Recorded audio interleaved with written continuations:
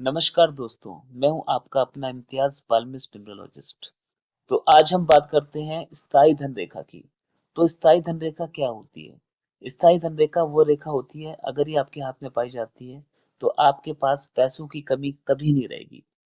तो स्थायी धन रेखा अगर आपके गुरु पर्वत पे पाई जाती है, तो मैं आपको दिखा रहा हूँ, ये है हमारा गुरु पर्वत। और इस पर अगर दो खड़ी स्थायी धन रेखा है तो ऐसे केस में पिता का सहयोग मिलेगा, संतान का सहयोग मिलेगा, पत्नी का सहयोग मिलेगा और जीवन में तरक्की और उन्नति मिलेगी और अच्छी पूजा पाठ करने वाली पत्नी और साथ में संतान की प्राप्ति होगी। तो ये स्थायी धन रेखा बहुत ही महत्वपूर्ण होती है।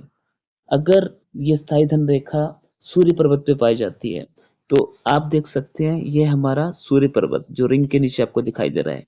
अगर स्थायी धन रेखा सूर्य पर्वत पे पाई जाती है, तो ऐसे केस में व्यापार, नौकरी, राजनेता है अगर कोई, तो उसमें अगर दो स्थायी खड़ी रेखा पाई जाती है, स्थायी धन रेखा पाई जाती है, तो प्रकृति, सम्मान, प्रतिष्ठा मिलती है और ऐसे जातक को हमेशा इज्जत और प्रतिष्ठा की प्राप्ति होती है।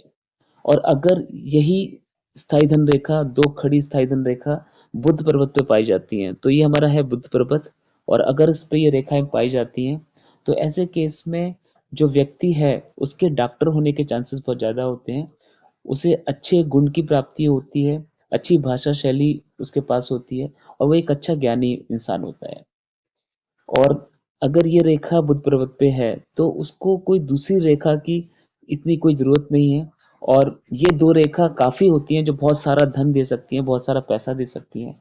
और अगर ये स्थायी धन रेखा, जो दो खड़ी स्थायी धन रेखा है, अगर ये शनि पर्वत पे पाई जाती है, तो ये हमारा शनि पर्वत, अगर जहाँ पर ये दो खड़ी स्थायी रेखा पाई जाती है, तो ऐसा व्यक्ति चाहे कितनी भी परिस्थितियां खराब हो जाएं, कितनी भी परेशानी आ जाए, उसे धन की प्राप्ति होती रहती है। वो किसी के सामने हाथ नहीं फैलाता। धन के लिए किसी के सामने उसे हाथ फैलाने की जरूरत नहीं होती है।